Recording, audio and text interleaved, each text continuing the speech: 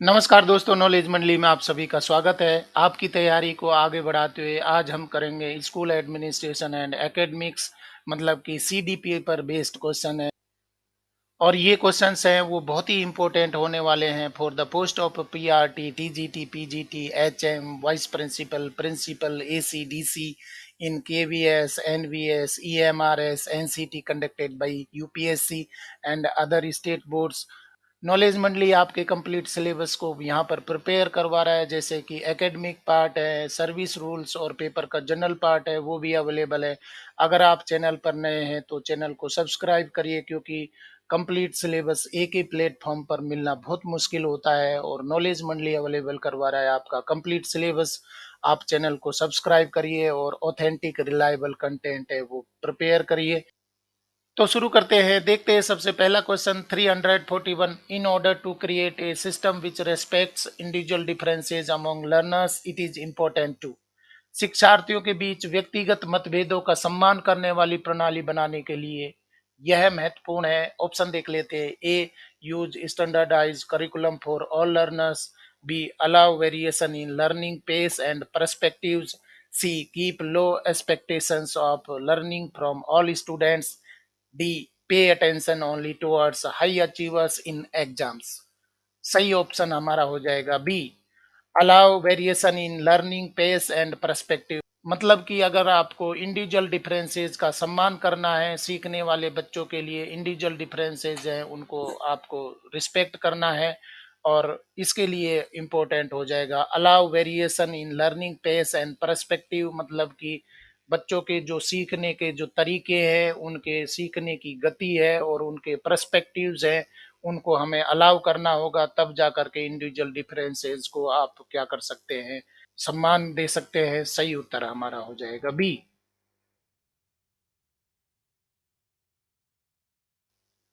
अगला सवाल देख लेते हैं 342। A student is unable to pay attention in class, becomes distracted easily, can not sit in the assigned seat, fidgets and loses things. These characteristics are indicative of. एक छात्र कक्षा में ध्यान देने में असमर्थ है, आसानी से विचलित हो जाता है, निर्धारित सीट पर नहीं बैठ सकता है, फिजूल खर्ची करता है और चीजें खो देता है। ये विशेषताएं इस बात का सूचक है। उस बच्चे में कौन से डिसऑर्डर है, देख लेते हैं। Option A, attention deficit hyper activity disorder. B, visual impairment. C, dyslexia. D, dysgraphia. सही उत्तर हमारा हो जाएगा A, attention deficit hyper activity disorder उसमें पाया जाता है और उसको हम कहते हैं एडीएचडी कहते हैं। एडीएचडी इसको बोलेंगे जहां पर बच्चा है वो ध्यान देने में असमर्थ है, आसानी से विचलित हो जाता है, निर्धारित सीट पर नहीं बैठ सकता है, फिजूल खर्ची करता है, चीजों को खो देता है। तो ये करेक्टर हैं वो किसके होते हैं, एडीएचडी के होते हैं। सही उत्तर हमारा हो जाएगा A, attention deficit hyper activity. मतलब कि एडीएचडी है। और नॉलेज मंडली एचडीएचडी के बारे में कुछ कहना चाह रहा है, तो देख लेते हैं। नॉलेज मंडली स्मार्ट डिस्प्ले बोर्ड है वो क्या बताना चाह रहा है, देख लेते हैं। नॉलेज मंडली स्मार्ट डिस्प्ले बोर्ड है वो कुछ बताना चाह रहा है एचडीएचडी के बारे में। तो एडीएचडी के बारे में क्या बताया गया है, नॉलेज मंडली डिस्प्ले बोर्ड है वो कह रहा है ऐसे बच्चे अक्सर लापरवाही से व्यवहार करते हैं। वे ये नहीं सुनते कि आप उनसे क्या बात कर रहे हैं, उनके लिए निर्देशों का पालन करना मुश्किल है, और ध्यान भटकाना उनके लिए ध्यान केंद्रित करने से कहीं ज़्यादा मज़ेदार लगता है। ऐसे बच्चों के लिए टास्क को पूरा करना मुश्किल होता है, क्योंकि ये जल्दी बोरिंग हो जाता है और उनमें स्व संगठन कौशल की कमी होती है। वे हमेशा सब कुछ खो देते हैं। तो ये करेक्टर क्वेश्चन में पूछे गए थे और इसको हम क्या बोल रहे हैं, एडीएसडी बोलते हैं। ये डिसऑर्डर से रिलेटेड है, attention deficit hyper activity disorder इसको कहते हैं। एडीएसडी को नॉलेज मंडली डिस्प्ले बोर्ड ने एडीएसडी के बारे में करेक्टर हैं वो बताए, कौन कौन से फीचर्स करेक्टरिस्टिक्स हैं एडीएसडी के पाए जाते हैं। Next question 343। For inclusion of students with hearing impairment a teacher should dash. श्रवण बाधित छात्रों को शामिल करने के लिए शिक्षक को होना चाहिए, क्या करना चाहिए। ऑप्शन देख लेते हैं। A, avoid speaking any time when students can not see her face. B, discourage use of sign language. C, avoid use of assistive technology, D, avoid giving extra time for processing information। यहाँ पर सही उत्तर हो जाएगा A, avoid speaking any time when student can not see her face. शिक्षिका को क्या करना होगा, जब बच्चों के सामने फेस होता है तब बोलना होगा, क्योंकि हेयरिंग इम्पेयरमेंट है, वहां पर लिप रीडिंग कर रहे हैं, फेशियल एक्सप्रेशन को सुन करके देख करके, और बच्चे हैं वो शब्दों को पकड़ना चाह रहे हैं। तो ऐसा नहीं करना है कि बच्चों के सामने नहीं देख रही है, झांक रही है, मान लीजिए कि टीचर है वो बोर्ड पर लिख रही है तो उसको नहीं बोलना चाहिए, क्योंकि बोर्ड पर देखेगी तो बच्चों की तरफ उसकी पीठ हो जाएगी और बच्चे हैं उसके लिप रीडिंग को, फेस रीडिंग को नहीं पढ़ पाएंगे। तो हेयरिंग इम्पेयरमेंट के लिए उसको ये चीज का ध्यान रखना होगा। Avoid speaking any time with students can not see her face, जब उसको वो नहीं देख रहे तो उसको बोलना नहीं होगा, उसको बताना नहीं होगा। बाकी ऑप्शन देख लेते हैं। Discourage use of sine language, ये तो करना चाहिए उसको, ये साइन लैंग्वेज से भी बच्चे हैं बहुत सारी चीजें सीखते हैं। Avoid use of assistive technology, assistive technology है हियरिंग इम्पेयरमेंट के लिए जरूरी होती है, जिससे बच्चे सीख पाए, देख पाए, समझ पाए। और डी है avoid giving extra time for processing information, तो ये भी उनको करना होगा। ये सब बातें उनको करनी होंगी, इसको वो अवॉइड नहीं कर सकते, परंतु ये बात को अवॉइड करना होगा कि जब वो बच्चों की तरफ नहीं देख रही है तो नहीं बोलना चाहिए, बच्चों की तरफ देखते समय ही उसको बोलना है, तब जा करके बच्चे हैं वो सीख पाएंगे। तो पहला उत्तर है हमारा सही हो जाएगा। अगला सवाल देख लेते हैं 344। Choosing activities that provide scope for insightful and divergent answers promote, ऐसी गतिविधियों का चयन करना जो व्यवहारिक और भिन्न उत्तरों के लिए गुंजाइश प्रदान करते हैं, डैश को बढ़ावा देते हैं, क्या चीज को बढ़ावा देते हैं। ऑप्शन देख लेते हैं। A rote memorization, B creativity, C frustration, D competition. सही उत्तर हमारा हो जाएगा B creativity. Choosing activities that provide scope for insightful and divergent answers promote creativity, यहाँ पर सही बैठता है, क्रिएटिविटी सही हो जाएगा, जिससे कि इंसाइटफुल आंतरिक सोच और डाइवर्जेंट आंसर्स हैं वो निकल के आएंगे, और ये सब चीजें किसके लिए हेल्प करती हैं, क्रिएटिविटी को बढ़ाने में मदद करती है। सही उत्तर हमारा हो जाएगा B. Question number 345। Students who score less marks during exams should, परीक्षा के दौरान कम अंक प्राप्त करने वाले छात्रों को क्या करना चाहिए।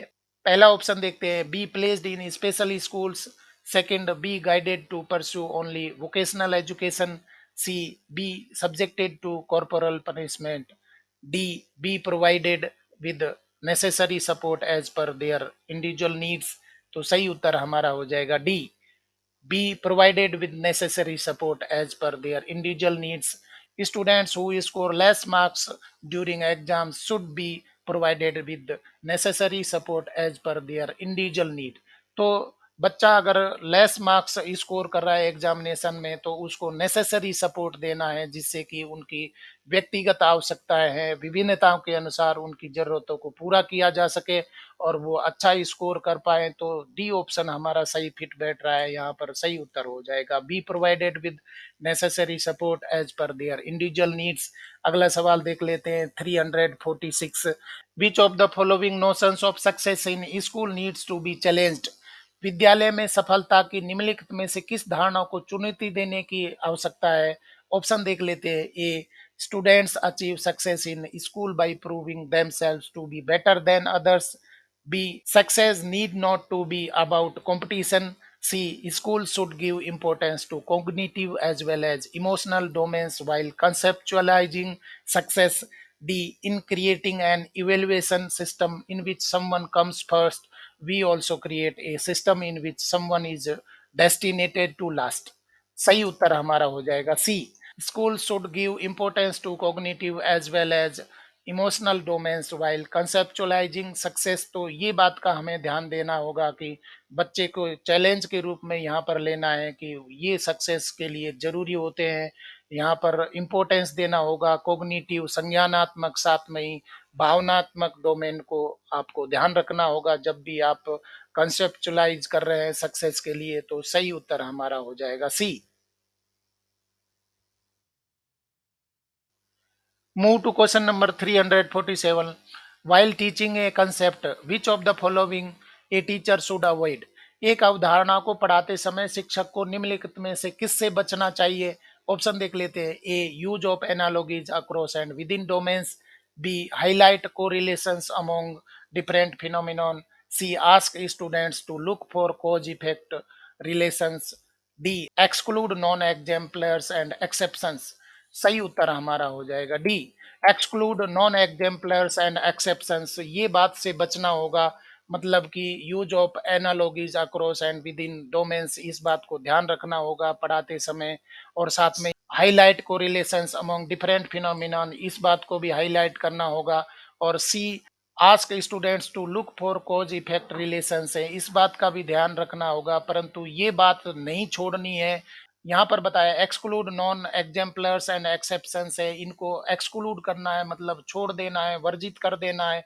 ये गलत बात हो रही है, इनको हमें छोड़ना नहीं है। इनको नॉन एग्जाम्पलर्स और एक्सेप्शंस हैं, इनको भी बताना होगा। तो इस बात से बचना होगा, ये बात है वो गलत हो रही है, बाकी सारे पॉइंट ठीक हो जाते हैं। हमारा उत्तर हो जाएगा D. Next question 348, which of the following form of learning a teacher should emphasize upon? Hindi अर्थ देख लेते हैं। निम्नलिखित में से किस प्रकार के अधिगम पर एक शिक्षक को जोर देना चाहिए? ऑप्शन देख लेते हैं। A, learning through stimulus response. B, learning through process of structured inquiry. C, learning through rote memorization. D, learning to achieve more marks than others. तो सही उत्तर यहाँ पर होगा B, learning through process of structured inquiry. ये बात है वो ठीक बैठ जाती है कि टीचर को क्या करना होगा, कौन सी बात पर जोर देना होगा, शिक्षक को कौन सी चीज पर जोर देना होगा। यहाँ पर पहला ऑप्शन है वो ठीक हो जाता है। अगर स्ट्रक्चर्ड इंक्वायरी नहीं होगी तो स्टिमुलस रिस्पॉन्स है, इस पर भी ध्यान देना होगा। सी देख लेते हैं, लर्निंग थ्रू रोट मेमोराइजेशन, बिल्कुल गलत है। रोट मेमोराइजेशन पर ध्यान नहीं देना है, एम्फेसाइज नहीं करना है। और learning to achieve more marks than others, ये बात भी गलत हो जाती है। और यहाँ पर सबसे फिट आंसर क्या बैठ जाएगा, learning through process of structured inquiry है। इस बात पर टीचर को ज्यादा एम्फेसिस करना होगा, तब जा करके बच्चा है अच्छे से सीख पाएगा। सही उत्तर हमारा हो जाएगा B. Question number 349, which of the following is not an example of extrinsic motivation? निम्नलिखित में से कौन बाह्य अभिप्रेरणा का उदाहरण नहीं है? ऑप्शन देख लेते हैं। A, avoid of punishment. B, interest. C, rewards. D, fear of failure. सही उत्तर हमारा यहाँ पर हो जाएगा इंटरेस्ट। इंटरेस्ट है वो एक्सट्रिंसिक मोटिवेशन नहीं है, ये इंट्रिंसिक मोटिवेशन है। इंट्रिंसिक मोटिवेशन है, इंटरेस्ट इंट्रिंसिक मोटिवेशन होता है। बाकी सभी अवॉइडेंस ऑफ पनिशमेंट है, पनिशमेंट बाहर से दिया जाता है, तो ये एक्सट्रिंसिक मोटिवेशन का एग्जाम्पल हो जाएगा। और इसके बाद में रिवार्ड्स हैं वो भी बाहर से दिए जाते हैं, ये एक्सट्रिंसिक मोटिवेशन हो जाएगा। यहाँ पर भी एक्सट्रिंसिक मोटिवेशन होगा। फियर ऑफ फेल्योर है, ये भी एक्सट्रिंसिक मोटिवेशन हो जाएगा। तो बाकी सभी है वो एक्सट्रिंसिक मोटिवेशन है, जबकि इंटरेस्ट है वो इंट्रिंसिक मोटिवेशन है। सही उत्तर हमारा हो जाएगा B. Next question 350, which of the following is an example of use of gross motor skills? निम्नलिखित में से कौन सकल मोटर कौशल के उपयोग का एक उदाहरण है?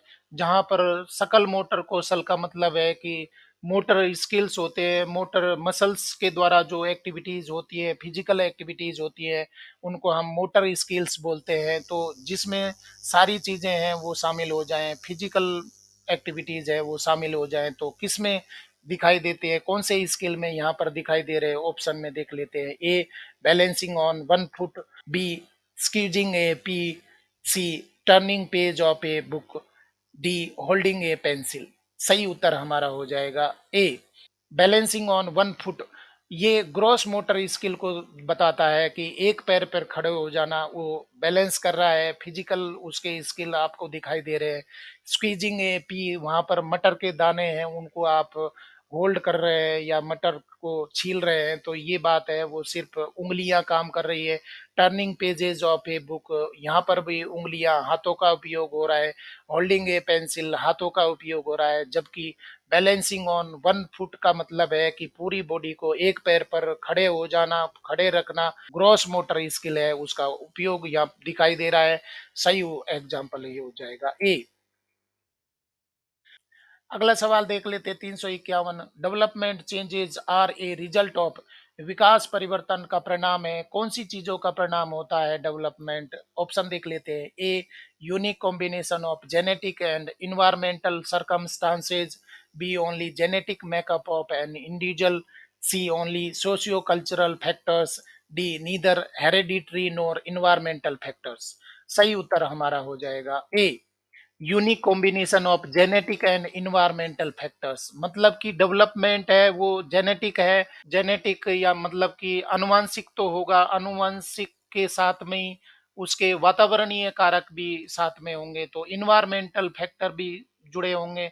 तो ये दोनों चीजें हैं वो शामिल होंगी। इन्वायरमेंटल फैक्टर का मतलब है कि वातावरण है, और ये दोनों आपस में इंटरेक्शन करके आनुवंशिक और वातावरणीय फैक्टर है, कारक है, सरकमस्टांसेज है, परिस्थितियां, दोनों मिलकर के डेवलपमेंट में हेल्प करती हैं। सही उत्तर हमारा हो जाएगा ए।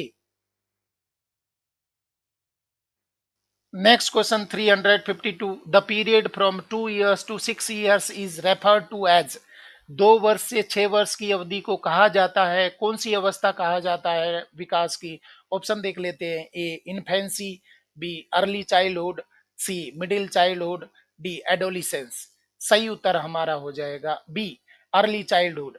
इस तरीके के क्वेश्चन है वो भी पूछ लिए जाते हैं, डेवलपमेंट के ग्रोथ के क्वेश्चन है वो पूछ लिए जाते हैं, और हमें अवस्थाएं पता होनी चाहिए। 0 से 2 वर्ष के लिए क्या बोला है, 2 से 6 के लिए कितना बोला है, कौन सी अवस्था बोला है, तो ये सब चीजें हैं वो पूछ ली जाती हैं। इसलिए बहुत सारे तरीके के क्वेश्चंस हैं वो साइकोलॉजी या स्कूल एडमिनिस्ट्रेशन एकेडमिक्स पर या सीडीपी पर बनते हैं, और सारे तरीके के क्वेश्चन मैं अवेलेबल करवा रहा हूँ। यहाँ पर सही उत्तर हो रहा है बी अर्ली चाइल्डहुड।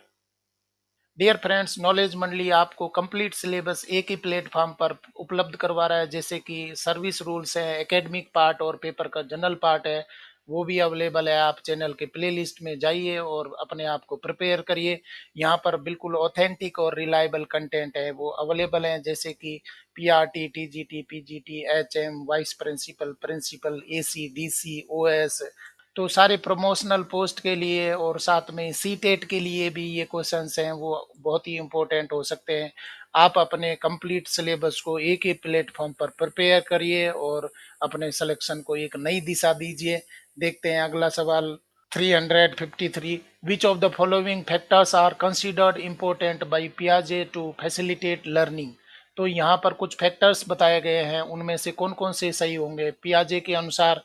पहला है mobility of the teacher, second provisioning of diverse materials, third providing moderately novel experiences, fourth ensuring positive and negative reinforcement.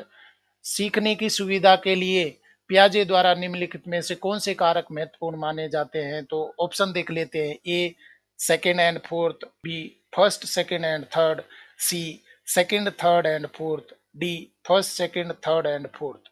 सही उत्तर हमारा हो जाएगा D first second third and fourth.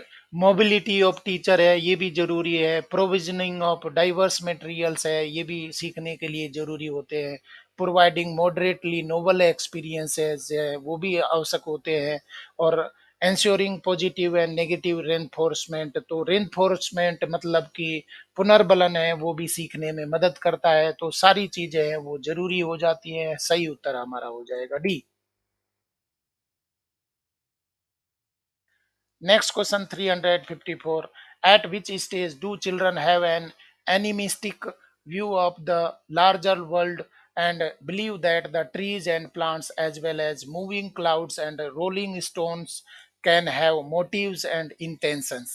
किस अवस्था में बच्चे वृद्ध संसार के प्रति जीवदायी दृष्टिकोण रखते हैं और मानते हैं कि पेड़ों और पौधों के साथ साथ चलते हुए बादलों और लुढ़कते पत्थरों के उद्देश्य और इरादे हो सकते हैं, मतलब उनके भी मंशाएं होती है, इरादे होते हैं। तो कौन सी अवस्था में बच्चा सीखता है कि हर चीज में जीवन है और पेड़ पौधे हैं या बादल हैं या चंद्रमा है, वो सब उनकी भी अपनी इच्छाएं हैं, मनसाएं हैं, उद्देश्य होते हैं, इरादे होते हैं और उसके साथ में ही चल रहे होते हैं। तो ये बच्चा कौन सी अवस्था में सोचता है?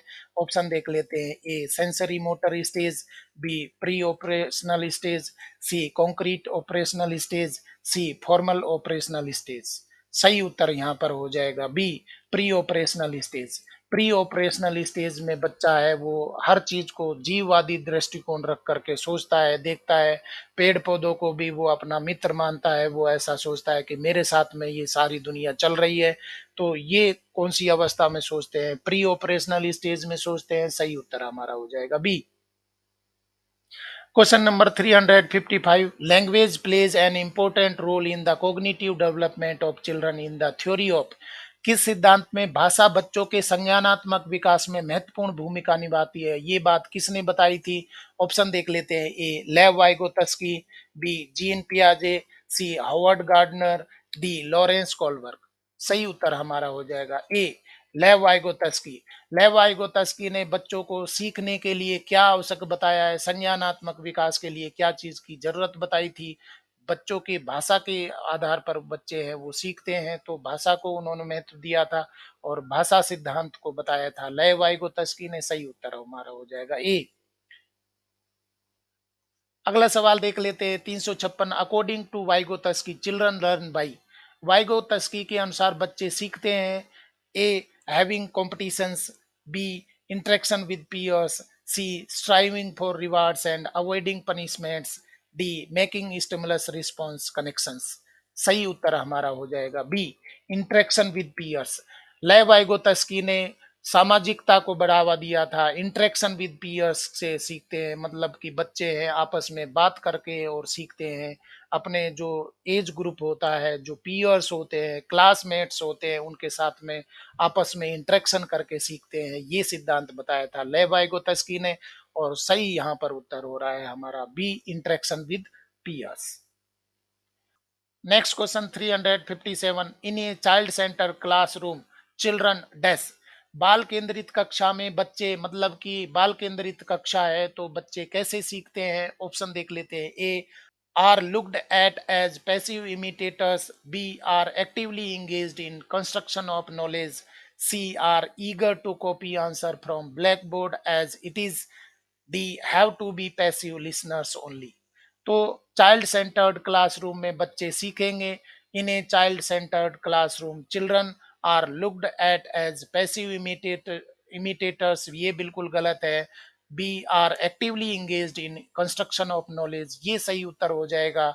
और are eager to copy answer from blackboard as it is, तो ये कॉपी करना है वो नेगेटिव सेंस ले रहा है। Have to be passive listener, ये भी बिल्कुल गलत है। यहाँ पर पैसिव शब्द आ जाता है तो गलत हो जाएगा, क्योंकि यहाँ पर चाइल्ड सेंटर्ड क्लासरूम है तो बच्चे हैं वो एक्टिवली इंगेज्ड होंगे फॉर कंस्ट्रक्शन ऑफ नॉलेज। तो सीखने में, ज्ञान प्राप्त करने में वो एक्टिव पार्टिसिपेशन करते हैं। तो सही उत्तर हमारा हो जाएगा बी। अगला सवाल देख लेते हैं 358। विच of the following is a correctly matched pair. निम्नलिखित में से कौन सा सही सुमेलित युग्म है? ऑप्शन देखते हैं। A punishment and obedience orientation, laws are not fixed but can be changed for the good of the society, B good boy good girl orientation, one earns approval by being nice, C law and order orientation, ethical principles are self chosen then on the basis of the value of human rights, the social contracts orientation, physical consequences of an action determine whether it is good or bad।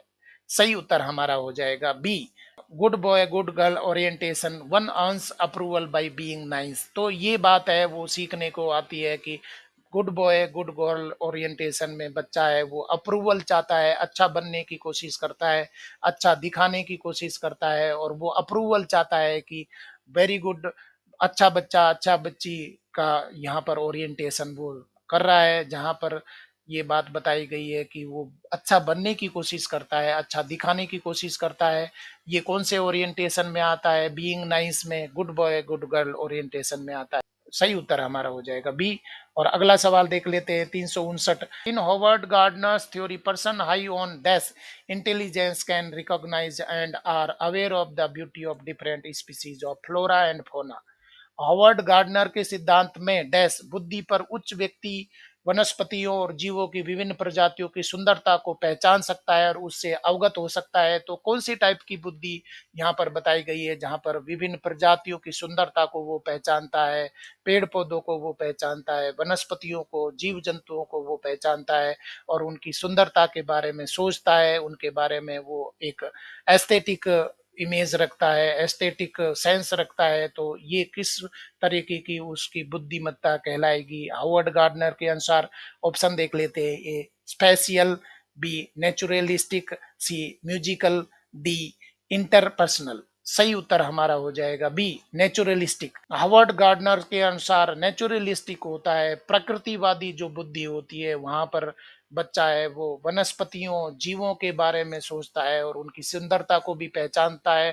तो ये बात कौन सी बुद्धि में आती है? Naturalistic में आती है। सही उत्तर हो जाएगा बी।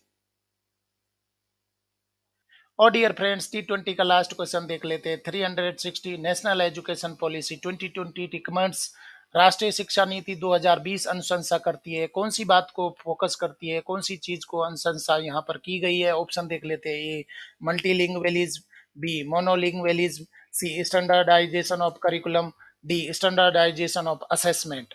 तो सही उत्तर यहाँ पर हो जाएगा ए मल्टीलिंगुअलिज्म। बहुभाषिता को बढ़ावा दिया गया है, यहाँ पर मल्टीलिंगुअलिज्म को बढ़ावा दिया गया, रिकमेंड किया गया है न्यू एजुकेशन पॉलिसी में, या कहना चाहिए कि एनईपी 2020 में बात बताई गई है। थैंक्स फॉर वॉचिंग नॉलेज मंडली। डियर फ्रेंड्स, नॉलेज मंडली पर ऑथेंटिक और रिलायबल कंटेंट है वो अवेलेबल है, जैसे कि सर्विस रूल्स है, एकेडमिक पार्ट और पेपर का जनरल पार्ट भी अवेलेबल है। और ये सारे कंटेंट है बहुत ही इंपॉर्टेंट होने वाले हैं for the post of DC, AC, principal, vice principal and TET examinations like C TET, REET, UP TET in NVS, KVS, EMRS, NCT conducted by UPSC, limited departmental examinations and limited departmental competitive examinations। तो आप सारे content को देखें और अपने आप को prepare करें। यहाँ पर आपकी तैयारी का एक मंच नॉलेज मंडली, authentic and most reliable content. अगर आपको आज का वीडियो पसंद आया है तो लाइक शेयर करें और चैनल को सब्सक्राइब करना तो जरूरी है, क्योंकि नॉलेज मंडली is the right choice. Thank you very much.